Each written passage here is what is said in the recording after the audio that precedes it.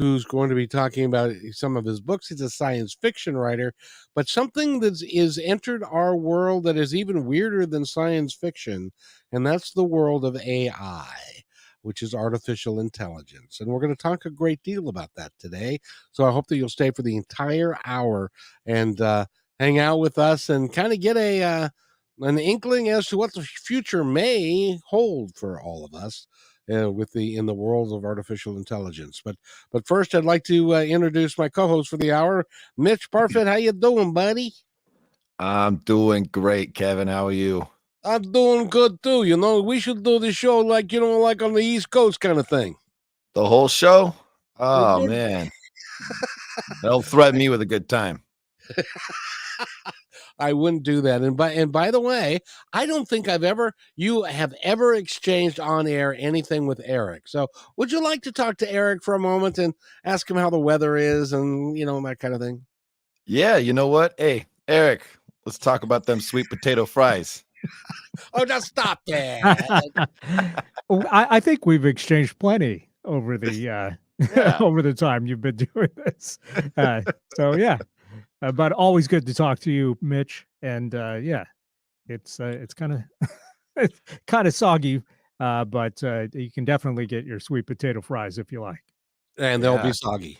Now the reason those come up is because apparently I was in the restaurant business 20 years ago, and they didn't have such a thing back then, but now they do. And so I had no idea. I thought it was a Southern thing, but it now it's everywhere around here. So, and of course, you haven't been to a restaurant in 20 years either, because we've established on the show it's canon that you never leave your house.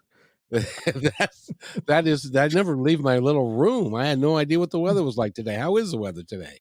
It's a little bit soggy, like I said. It's we've got a bunch of rain in store for the next several days, and maybe next week that might change. Well, we can wait till next week. Did you guys both have a nice Halloween? Yeah, it was all right. Yeah. Did you do anything? Did you dress up at all? I'm curious to know what. I turn out my porch light and I hide in my bedrooms, quivering and hoping that nobody comes to my door. You know how us older folks are. Anyway, because you might have to accidentally step outside to light up your jack-o'-lantern. Exactly. So, but I've fixed that because I live in a 55 plus community. So, unless there was a senile old person running around in a Wonder Boy costume like Mitch was wearing yesterday, that was. So you can't even come to the door if you're under 55. No, you can't even. Geriatric guards at the gate asking for ID. Old people need candy too, Kevin. Right. Yeah, but most of us can't chew it anymore, so we have to just suck on it because we don't have any teeth. Yeah, get the Starburst, get the gummies, the soft stuff. Starburst is a great way if you want to lose a tooth when you get to be older. Have some Starburst or whatever, and Starburst becomes a Starbust, or a Tootsie Roll or something like that. That would not be good. Okay, enough of this crazy stuff. We've got a great guest tonight, and Steve is like, aren't they supposed to be talking to me? So I'd like to welcome Steve Bates onto the show. He's a science fiction writer. His new novel that is just out is called Castle of Sand. It's now available on Amazon and Barnes & Noble, in paperback, Kindle. Anywhere you go, you'll find it. And he's also done a bunch of short stories that have appeared in numerous publications, including several names I can't pronounce. So anyway, Steve, how are you today, young man? Doing well, thank you very much. I'm sorry, it's in the afternoon and we're a little giddy, but that's that time of day, yeah. Well, that's okay. First of all, welcome to the show. I'm glad you're here. I'm very glad to be here. Thank you. And when did Castle of Sand come out? Actually, it first came out in July in paperback. It's just come out recently in Kindle, and I'm working on semaphore and smoke signal versions just in case anyone is interested. A what? What? Yeah, any way you want it, you'll get it. Oh, perfect. I wish I had a girlfriend like that. Anyway, Mitch, Mitch, boy.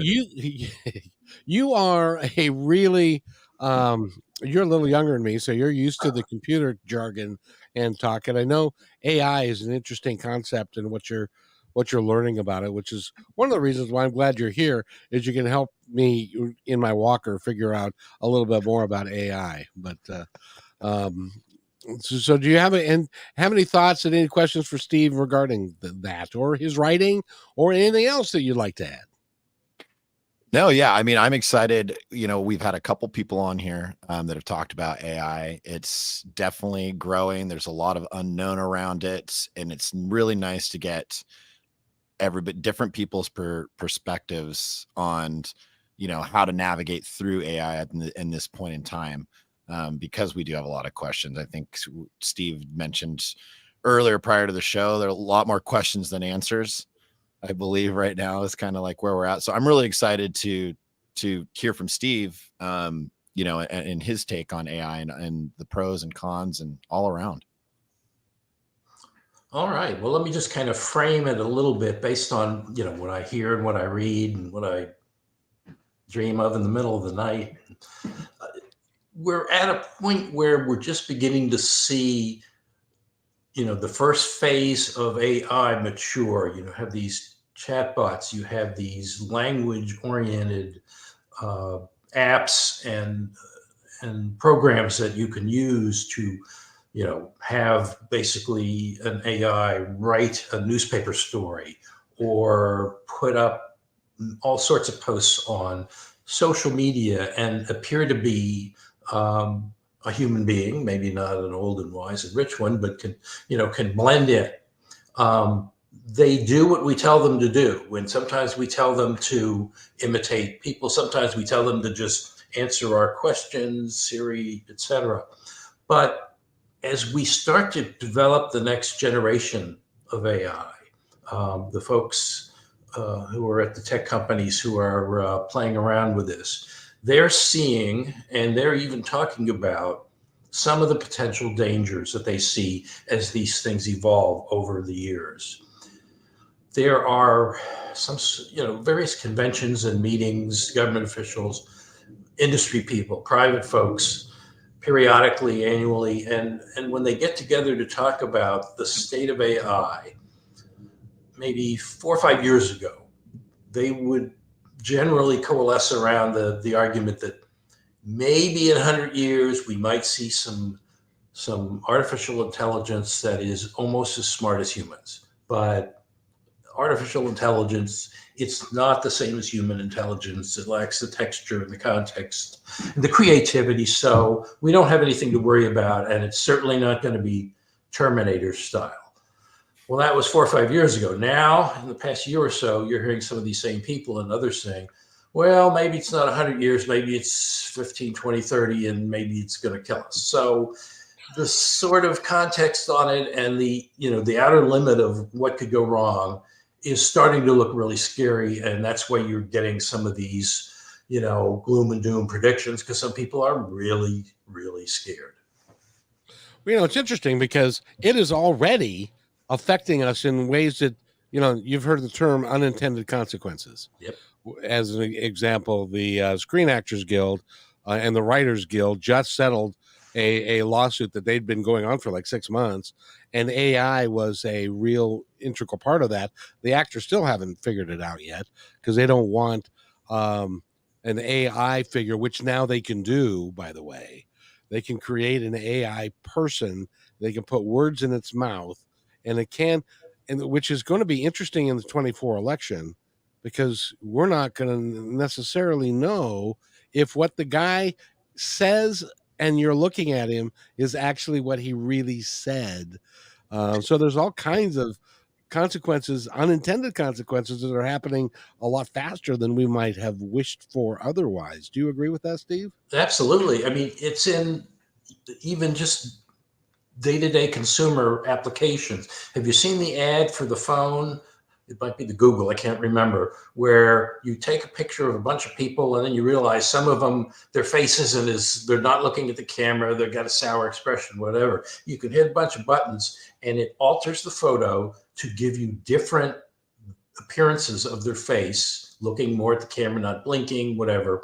It picks out different ways to alter the photo. So already teenagers with a standard telephone can just completely make a deep fake image just for fun with their friends and all. So you can imagine what determined political operatives might be able to say and do. It's scary. I'm in Virginia. We have political campaigns going on right now, and you see these outrageous images of somebody talking, a politician is running for office and their opponent is surrounding them with these signs that make them look like they're the devil in effect. And that's going on now. So I think next year, the presidential election, the national elections, we're going to be struggling with that. You get to the point as a consumer, as a voter, as just a person in the street, where you just don't know what's real anymore. And that's scary because we're only at the very start of this period where images, reality can be absolutely faked. Mitch, I'd like to say that the Congress of the United States is going to be really proactive and is going to be really on top of it, and they're going to make laws and they're going to make things that are going to protect us from AI and the bad people and the things. They can't even elect a speaker. It took them like a month and a half to get that done. And so with the dysfunctionality of our government, I don't know if you're a political guy or aware of that, but what do you think that we should be doing, if anything, to protect ourselves from some of this stuff? Well, I think one thing is, like what Steve said, you can take a phone, you can take a picture. I've seen the commercial. I know which one you're talking about, Steve. That he removes a couple people, he edits the sky, or at least there's this one, and then moves himself up into the sky like he's jumping. You can completely, kind of, you think about it, it's a little bit like, you used to be able to do similar things with Photoshop. It's a whole nother level now. But I think that when you do these things, when you're making these changes, whether it's videos or it's pictures or it's anything like that, there is a coding behind that does reflect if there has been alterations made, if this is a raw photo or a raw video. In my opinion is, and I don't know if this is just something that comes to mind, is I don't see why we wouldn't implement some sort of something that when a video is posted, whether it's online or it's a picture, that there's some sort of tag associated to it that says this is a verified video or photo, that there hasn't had AI, that it hasn't been altered in any way through any sort of AI modifications, whether it's a picture or video. They already kind of do. It's totally different, but you can become verified on Twitter. You get a little checkbox next to it. Similar mentality, I feel like, but I think that's just something. I'm sure there's things that you can think about that maybe there's issues with that too as well, but there is always a paper trail of when things are done or how they come to be or how they're created. And I feel like when it comes to things like politics that are extremely important and you're able to broadcast a message vastly across everywhere in the world, that we have something in play that's able to identify if that was a genuine raw video, if it was something that wasn't altered in some way, shape, or form. And if there's a regulation around that if you're going to be posting on certain platforms, that's a requirement. That's just kind of my thoughts on it as something in just kind of what we're speaking about. But I don't know what your thoughts are, Steve. You're an expert in AI. What is that something that you think that we could implement at some point in regards to just some sort of verification of what's published? Mitch, that's a terrific idea. Getting people to agree to it and actually adhere to it, and having some sort of independent body to verify it might be a slog. It might take a long time and get bogged down and be hard to do. there are so many ways to get around these things, or just to you put it out there, and then maybe by the time that someone realizes it, can respond to it and says, "Oh, that's not true." Well, it's the election's over. Maybe we're in a period where the human touch is becoming less and less prominent. We rely so much on our phones, on our apps, on what we hear on the radio, most more than anything. And we're, especially when you're in bad weather, it's the winter, you're not out a lot, you're not meeting people face to face.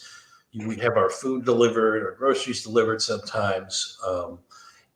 It's hard to really keep a sense of not only civility, but just honesty in any part of our lives, whether it's politics, whether it's the purchases we make online or in person. Our entire lives are becoming automated, and we're just sort of, in effect, giving away not only our privacy, but our way of standard, traditional, historic way of sort of rooting ourselves and our lives in the real world. We're sort of willingly kind of accepting the real conveniences that we're getting, and kind of not thinking about all of the repercussions.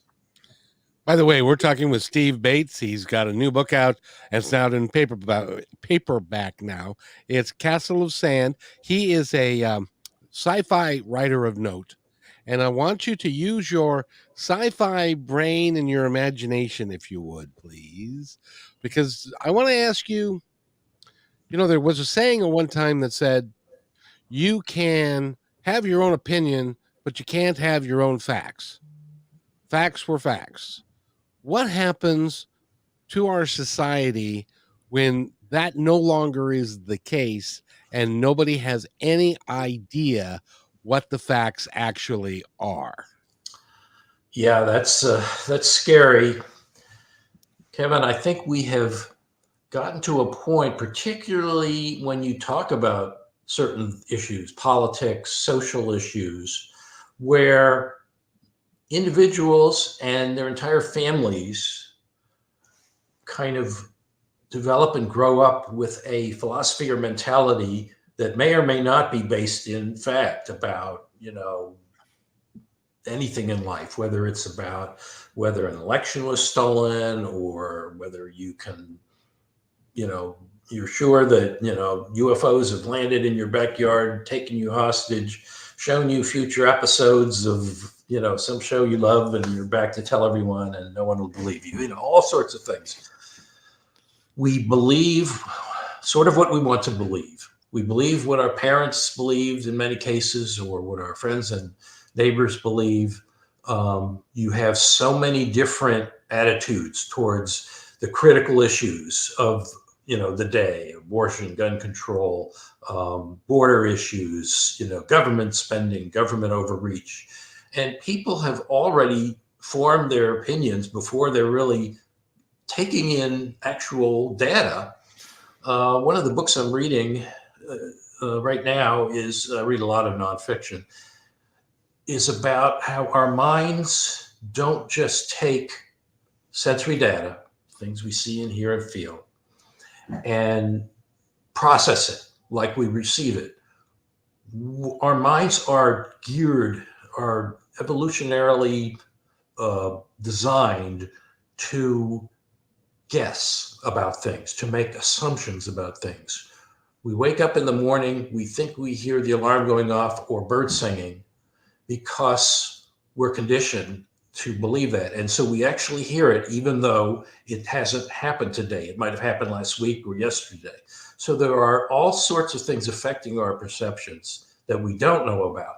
Then you add in all of these personal, familial, social pressures to think and act that, a certain part of the population or a certain religion or any, gender is, not as good as another, or a certain policy, public policy has to be the case. It has to be this way.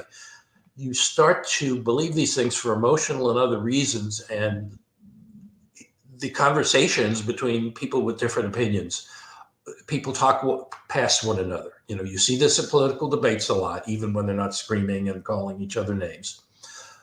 The perceptions that we form about ourselves and our societies are they're just getting perverted by this mishmash of truth and fantasy that we're seeing in social media, on television and books, and certainly not radio. Radio is pure. But in many, many areas of our lives, we're just getting all this information, and we're accepting the information that goes along with what we want to believe, and we don't think about or even process the things we don't want to believe. It's kind of weird that way, isn't it? It is. And Mitch, this is not a political show, and so we're not going to go down that road. But at the same time, you're younger than I am, and you're going to be, God willing, on this planet longer than me. Are you concerned at all for the future, or are you believing that we, as a human species, we shall overcome? We shall make it work for us. Okay, well, I'm my age is a little higher than you might anticipate. And oh, by the way, I can tell you that I'm not an AI. I can't prove it. I just want you to know that. I'm telling you that, but I can't prove it. And I can't even prove it to myself. But hey, I'd have a lot more hair if I were an AI, I think. Yeah, I have more hair than you. That means Yeah. That's okay. Grass don't grow on a busy street. But in terms of the future, I have been thinking a lot about that and talking to people about it and reading about it, and short-term, long-term future. I mean, we know that people are already augmenting their bodies with machinery. We're talking about things that help people walk where they've had injuries. We've got all sorts of things going on there. I've had both my hips replaced. There you go. Okay. My sister's had both her hips and her knees replaced. Okay. All right. She's a bionic person. She can't go to a courthouse or to the airport anymore. Goodness. Yes. Okay. So you've got that going on, and that we can see a natural extension of that. Another thing we have going on is we're teaching our computers to teach themselves. Machine learning. They can actually teach themselves. They go on the web, they try to pick up a robotic arm and move something, they fail. They have programs that allow them to test, retest. So I don't think it's impossible to conceive of a future in which there is some sort of convergence between humans and machine/artificial intelligence. I don't know how it would appear and work, but I can tell you this, that AI could not exist without intelligent organic beings, without people to create it. It just could not exist. People might not be able to exist without AIs, or at least the grudging or willful acceptance of our species as worthy of being on the same planet or the same solar system as AIs. So it really comes down to the fact that if we don't put very good controls on AIs to keep them within, doing what we want them to do, they could become smarter, more powerful, and either push us aside or try to partner with us. And let's try and think of a way to be partners. That would make a lot more sense. And Mitch, what do you think? Yeah, I think that there's a lot of excitement, I believe, coming, going into the future with a lot of this technology. And there's obviously a lot of fears. There's a lot of uncertainty. But I mean, even speaking to what Steve said, we need, AI exists because of human, creation. And I think about it too. It's, we also create life, and that life we create does learn and grows into whatever based on its learning into something. And I feel it's a little bit of a similar mentality, a little bit. I mean, who's to say that life that we create, doesn't, grow up to be something that changes the world and in a number of ways. But, the scary part is that, AI, it's built essentially, or maybe it's not all the way there, but I mean, really it's built to learn based on the things that we input. But all that stuff is data, and that data is stored and gathered and used, and it's constantly building and growing. And I feel like AI learns from that data from us. So, I mean, there's some scariness to it, I feel like. But, with that, really what it comes down to is that, it's really going to depend, I think, too, on the rules and regulations, what we are able to implement, how long is it going to take us? Like you had said, Steve, earlier, when I mentioned that one idea, is that, who knows how long that something would actually get passed that regulated something. It might be something that's pushed under the rug for quite a while, and who's going to be a part of it. So there's still a lot of working parts and variables involved that, that I guess I'm curious to see how it's going to go. And I hope for the best, of course. Of course. By the way, it's time for a break. Mitch, would you like to take us out into our break today? Sounds good, Kevin. All of our beautiful listeners out there, you are listening to Positive Talk Radio on KKNW 1150. We have an amazing writer here, Steve Bates. Go and check out his book, Castle of the Sand. You can find it on Amazon and Barnes & Noble, and we will be right back after the commercials. Do you need to boost your sales? Join our partnership program. Each quarter, we promote 10 partner businesses. What will you get? The company will produce one 30-second video for your business. Your website links on positivetalkradio.net and kmmedia.pro. One dedicated podcast or radio show per month. One video Instagram reel. One YouTube short. One 60-second clip for social media taken from your interview, and at least one commercial airplay per show. All podcast and video commercials are within the fabric of the show and will remain in the show forever. Visit kmmedia.pro to book a consultation today.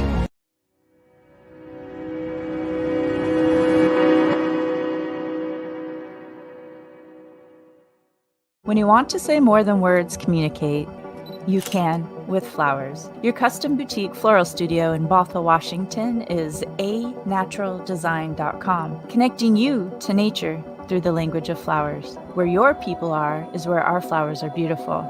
Your success is our goal. For being our appreciated listener, you can use promo code PTR20 at checkout to receive 20% off your order. anaturaldesign.com at your fingertips today. We believe in the power of telling your stories. We want to help yours be seen and heard. At the Pacific Northwest Collaborative Magazine, our purpose is to connect you to your community. Let's begin by celebrating the accomplishments of local artists featured in this brand new digital magazine. Here, you can learn about opportunities to creatively come together and support our local community and neighbors through the gift of art and service. If your business or organization would like to take part in this magazine, message us on Instagram at pnw.collab. You can download our free digital magazine at KM Media Pro today. Thank you to our dedicated fans. We are updating our live on-air schedule to make it super easy for you to hang out with us 5 days a week, Monday through Friday at 3 p.m. Pacific Standard Time. We broadcast on YouTube, Facebook, and live on Fridays with Kixie 8:80 a.m. Seattle Live. You can find our library to binge all the podcast platforms. We can't wait to see you at 3 p.m. Monday through Friday, starting September 4th, Labor Day 2023.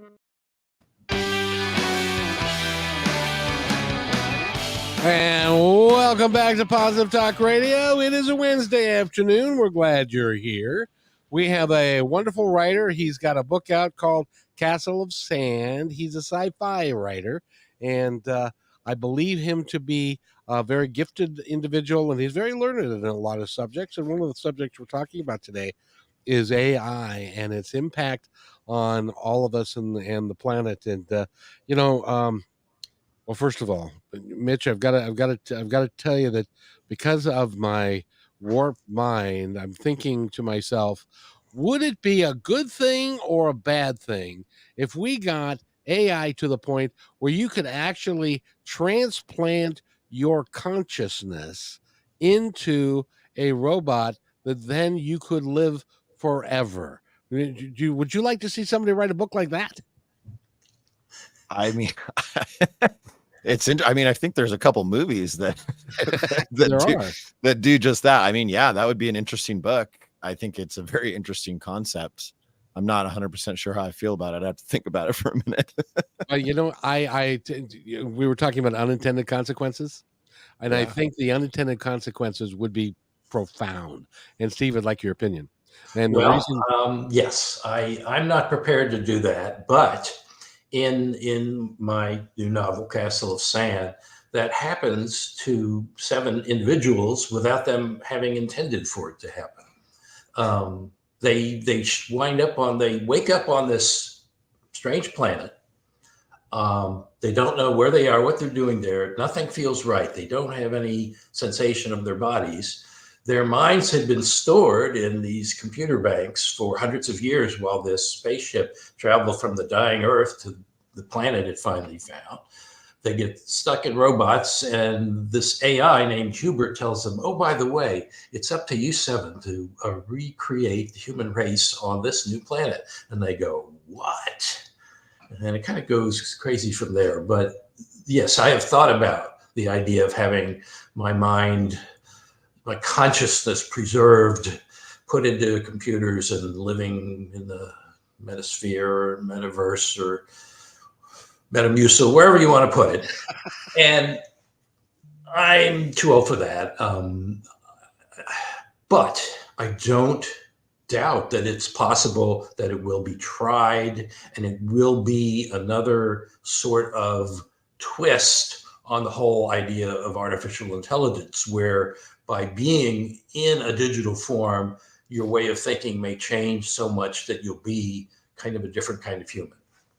or the other side would be your thinking doesn't change. And since you're now around forever and can vote forever, nothing changes. So humanity ends up stagnating and becoming the same, because that's why, and I've said this before, and I don't know if anybody agrees with it or not, but that's one of the reasons why the good Lord has us grow old and die, so that the young people can come up and they get their own learning, and evolution happens, and evolution of thought changes.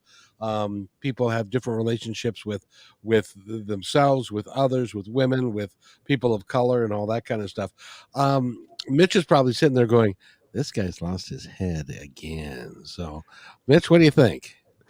Well, no, but I mean, I get what you're going with it, but I also think that, I mean, you know, people would still be being born. There would still be new people coming in, into the earth, whatever, however you want to look at it. So there would still be a time, there would still be evolution taking place in regards to, technology and all kinds of things going with politics and stuff like that. I don't think things would necessarily ever say stagnant, unless we all just eventually said, no more life, and everybody's going to become robots. So you live out the rest of your life, and then once it's over, you become a robot, and that's it. And then we stop life from a certain point. I feel like that'd be the only way that you would have some sort of stagnant. But with AI, and it's always learning, it's all these and the changes, who's to say that it couldn't go a completely different direction? So I don't know. See, with your voice, you could make a hell of a commercial around that. Do a commercial about AI, about AI. It's here for the future. It's here for you. It's here now.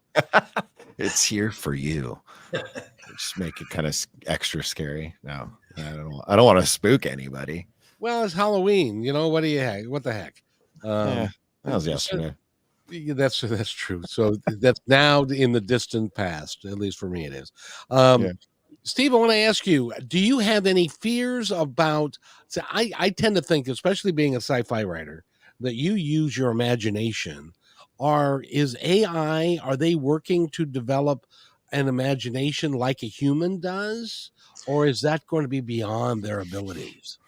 I don't think we know how to do that yet, but it could happen, and it could happen without our intent to make it happen. I mean, the whole universe of this new horizon of quantum physics is so absolutely weird that all we know is that there's something out there that's happening that is beyond our comprehension, and we're just beginning to dig into it and figure it out.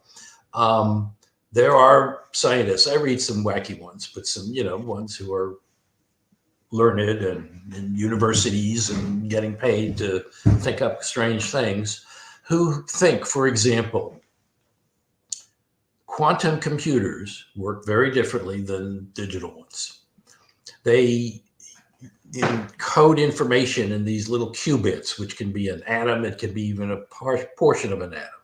And those are juggled all around and do what they do. But they don't stay in one place. They don't just stay circling around or flipping around in our universe. They literally pop into and out of our universe.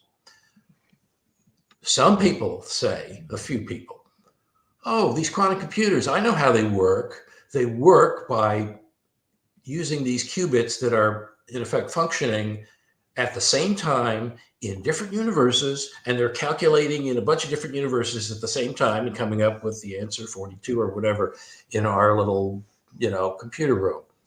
So when you have scientists making statements like this about what is actually happening, you're opening up such a Pandora's box that almost anything can be speculated about, to the point that people are saying that, oh, yes, and not only are these particles flying around in these different universes, they're entangled, they're connected, even though they might be millions of miles apart. And the fact that they can exchange information at greater than the speed of light means that everything is wrong. Anything can happen. So you've got this period where we're peering into this strange, unfathomable universe of quantum physics and how, which is going to power the next generation of our computers and our AI. And we're saying to ourselves, holy moly, what in the hell is that going to do? And we don't know. That's why we have, well, for example, the European Union, the American Congress, and even the president, who issued an executive order this week, and some AI companies themselves, all trying to come up with standards, with safeguards, with protections to make sure AI doesn't go out of control, that it does what we want, that it's, like the nice little robots in Star Wars. But they're not sure how to do it. There's a scary thought. What you think, Mitch? Kevin's just over here, just shivering away, just in pure terror. Well, I'm thinking I'm going to date myself a little bit, but one of my favorite movies of all time. Did you ever watch the movie Help with the Beatles? Every year, practically. Yeah, it was one of my favorites. Yes. And in that movie, there are a couple of mad scientists who decide that they want to rule the world. I can rule the world. If only I had that gem, that ring. Yes, and if I can rule the world, Yes. then I can have whatever I want. Right. But and what frightens me is there's a couple of guys sitting someplace in a garage that are saying, we can make this happen and we can rule the world. We just That's what do you think? Yeah. There's a lot of things. Yeah, I mean, I think with, one, yes, a lot of the regulations and all that stuff needs to be figured out now. But the way I think about AI is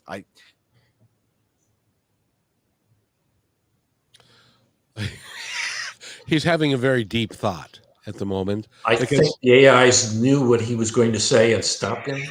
That's my take on it. I couldn't agree. Oh, he's back. I'm back. Or someone who looks like him.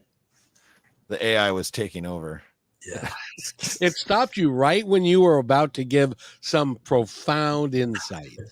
Right? Yeah, I know. It knew what I was going to say. How scary. I feel like it's one of those things where it's like, yeah, it's like, it's this learning and it's growing and all this stuff. I picture like this just last puzzle piece being put into play before AI is able to create, other artificial people, and which I feel like is kind of scary and kind of dangerous. It's like, once it's gotten to a certain point, it's gathered enough data and it's learned by all of these things that we keep inputting. What's to stop it from, importing into some sort of artificial intelligence into a robot, into a car, into machines? We become the next Skynet. No, just kidding. But it's there's that. I mean, that's just kind of correct me if I'm wrong, Steve. I mean, that's kind of just AI. I mean, that's where it's building towards, is where it'll eventually be smart enough. When that'll happen, there's no reason to believe, right, that it couldn't duplicate itself in multiple ways, and without a human, potentially, because the last puzzle piece has been put in. Mitch, you're exactly right. And when you think about the products and AI that we've been seeing come on the market in recent years, and what the tech company leaders are saying and what they're doing, it's pretty clear. No one is really going to deny that it's the commercial benefits of advanced AI are so potentially strong that these companies and their financial backers are pouring so much money into this race to create the next best thing that everyone's going to want to have, and then the one beyond that and the product beyond that. So this compulsion to be the first and best with the next AI related product is so strong that that's going to kind of overshadow and overtake any efforts, even by the companies themselves in some cases, to moderate and control the AI that they're creating, because they're just in such a race to produce that next big thing. I mean, it's like the atomic bomb race with... It's a race to the moon.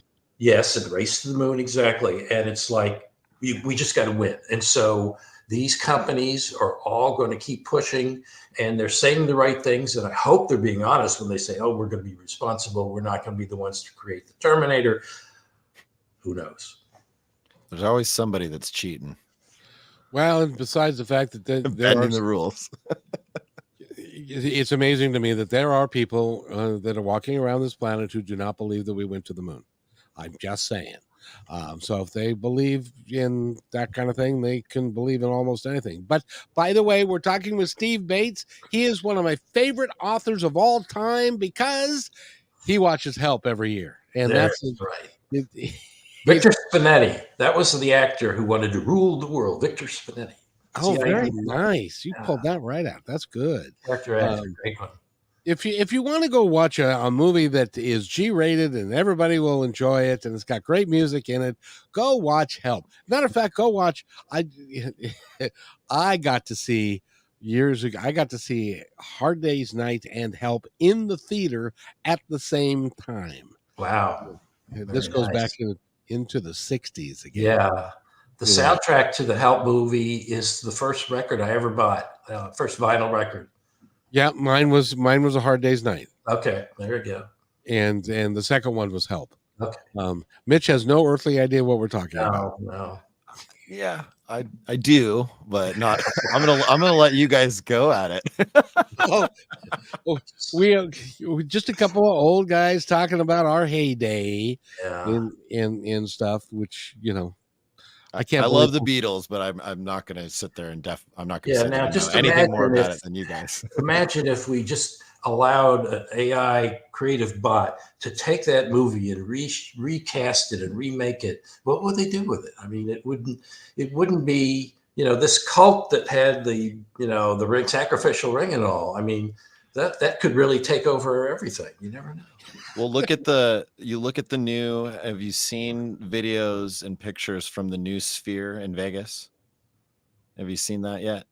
It's kind of right up the alley a little bit of what you're talking about. Essentially, they've been working on it for a long time. It's a gigantic screen that creates a completely immersive experience. I know you two had a concert there. You go in, and I saw a video, and it showed a crowd of people around inside, and the whole background was this just beautiful backdrop overlooking the sky. There was a stage. It looked, when I watched the video at first, I thought it was real. I was like, it looked a little like the Gorge. And I was like, what in the world? And then I saw, and then it pans back and you see all these people that are there to see this concert sitting in the chairs. And I realized that that's not even a real backdrop. They're inside the sphere and they are able to have these concerts, create these full immersive experiences. And I would bet money that they will have something that with the Beatles creating some sort of AI, whether it's, them there looking just like them, like they're actually, everybody is alive and it's a live concert and whatever background.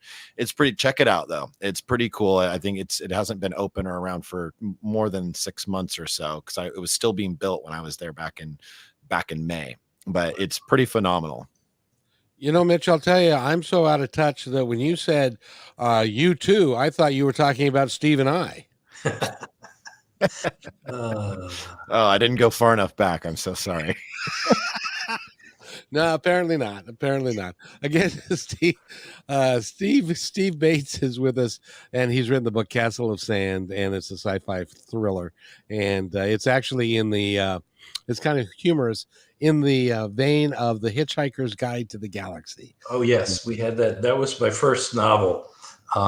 Back to You.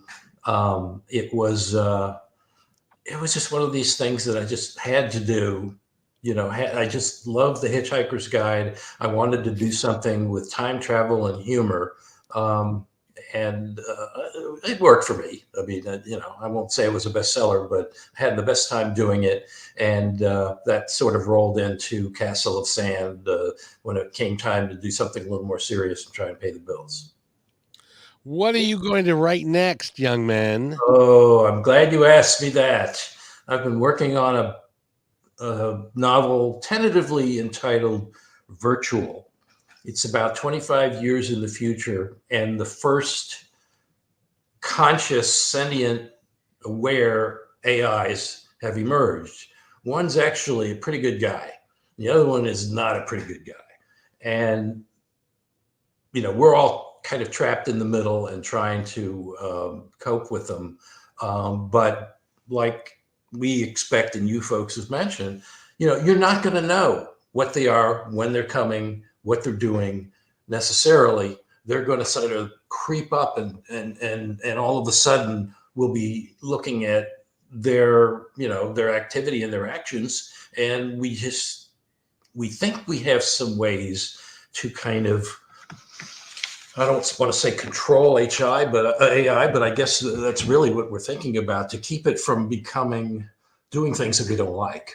But, if someone could write a program for any computer or artificial entity and say, don't do this, that, and that, or just don't do things humans don't like.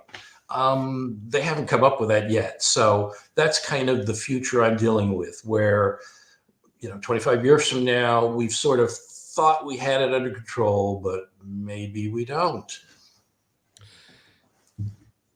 That's a scary thought. That was supposed to be yesterday. That was Halloween. Yeah.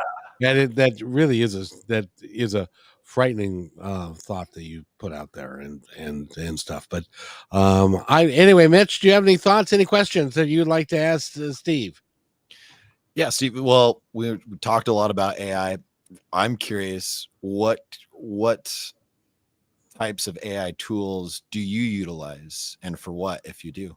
What a wonderful question. Because when it came time to find an artist to create the cover of my novel, Castle of Sand, I looked at a lot of folks, and there was this one woman up in Canada who had this interesting approach where she would take the input from the author or agent or whoever, take the idea, sort of run it by an AI, have the AI kind of throw its image together, what it thinks we're looking for, and then the artist will play with it and adjust it and fix it. And so I selected this artist, and it came up with a cover that I just absolutely loved, and I've gotten a lot of good feedback for. People say, hey, that's even better than your book, that cover. I don't care for the book, but that cover's so great. So yes, I used AI to come up with the cover for my novel. I don't apologize for it, but it just sort of seemed like a natural thing to do. No, that's great. I've seen some of the stuff that's come out of that. People that have utilized AI to build pictures, or even like branding logos for companies, different things like that. So that's pretty cool. Yeah. And that is a great cover, by the way. Yeah. I'm looking at it right now. It is an awesome cover, and it's a great book. And I'm glad I'm not Maria. That's all I got to say. It must have been really tough for Maria to be on that planet with 6 other folks and AI and try and save the planet, try and save the world. Yeah. She had her doubts at times, but she hung in there.